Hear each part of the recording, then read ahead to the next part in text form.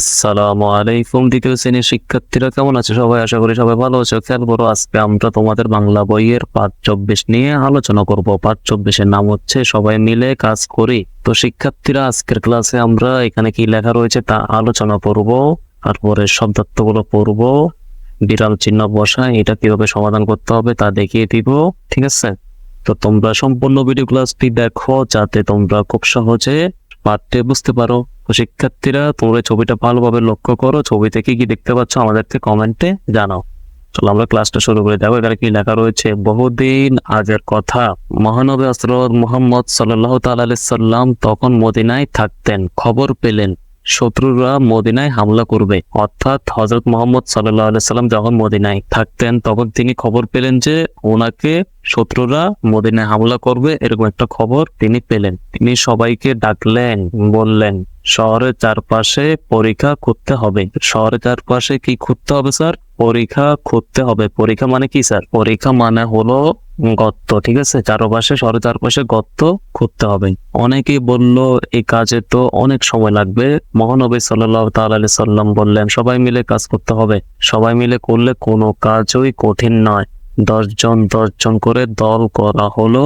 কোন দল কতটুকু মাটি কাটতে ঠিক করা হলো। তারপর শুরু হয়ে গেল মাটি কাটার কাজ। মহানবী সাল্লাল্লাহু আলাইহি সাল্লাম দেখলেন একটি দলে 9 জন কাজ করছে। তিনি বললেন আমিও তোমাদের সাথে কাজ করব, আমার মাথায় মাটির ঝুড়ি তুলে দাও। তো শিক্ষার্থীরা দেখো পরবর্তী পৃষ্ঠায় লেখা রয়েছে সবাই বলল আপনি কেন এই কাজ করবেন? নবীজি সাল্লাল্লাহু তাআলা আলাইহি সাল্লাম বললেন, এই যে এরকম দন্তাস্ব লেখা থাকলে আমরা বলবো কি? সাল্লাল্লাহু তাআলা আলাইহি সাল্লাম। ঠিক আছে? নবীজি সাল্লাল্লাহু তাআলা আলাইহি সাল্লাম বললেন তোমরা কাজ করবে আর আমি বসে থাকবো। তিনি নিজের মাথায় মাটির ঝুড়ি তুলে নিলেন। কয়েকদিনের মধ্যে পরীক্ষা খোঁড়া শেষ হলো। পরীক্ষা মানে হচ্ছে গর্ত, মাটির গর্ত। ঠিক আছে? কয়েকদিনের মধ্যে গর্ত খোঁড়া শেষ হলো। সবাই বুঝলো একসাথে করলে কাজ সহজ হয়। আশা করি শিক্ষার্থীরা তোমরা বুঝতে পেরেছ। আমার শিক্ষার্থীরা খেয়াল করো, এখানে কিছু শব্দ দিয়েছে, দেখো এই শব্দগুলো আমাদেরকে শিখতে হবে। প্রথমে লেখা রয়েছে মদিনা।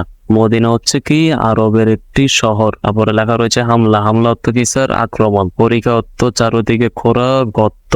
ঠিক আছে? তোমরা শিক্ষার্থীরা শব্দগুলো শিখে ফেলবা, খাতায় লিখে ফেলবা এবং মুখস্থ করে ফেলবা। এখন দেখো এখানে লেখা রয়েছে বিরাম চিহ্ন বসাই। বিরাম চিহ্ন মানে কোথায় দাড়ি হবে, কোথায় কমা হবে, কোথায় প্রশ্নবোধক চিহ্ন হবে তা আমাদেরকে বক্স গুলোতে বসাতে হবে। ঠিক আছে? তো এখানে লেখা রয়েছে বহুদিন আগের কথা। এখানে কোনটি হবে শিক্ষার্থীরা বলো তো? এখানে হবে। তো শিক্ষার্থীরা খেয়াল করো, আমি তোমাদের সুবিধার্থে বিরাম চিহ্নগুলো দিয়ে দিয়েছি। দেখো বহুদিন আগের কথা, এখানে কি হবে স্যার? দাড়ি হবে। সবাই বলল, এখানে কি হবে স্যার? কমা চিহ্নটি হবে। আপনি কেন এই কাজ করবেন? এখানে কি হবে স্যার? প্রশ্নবোধক চিহ্নটি হবে। সবাই বুঝলো, কমা একসাথে করলে কাজ সহজ হয়। এখানে কি হবে? দাড়ি হবে। ঠিক আছে? অর্থাৎ স্যার একটুখানি থামা বোঝানোর জন্য কমা চিহ্ন দিতে হয়, আর পুরো কথা শেষ হলে দাড়ি চিহ্ন দিতে হয়। আর যদি কেউ প্রশ্ন করে আমরা কোন চিহ্ন দিব? প্রশ্নবোধক চিহ্নটি বসাবো। ঠিক আছে? সবাই মিলে করি।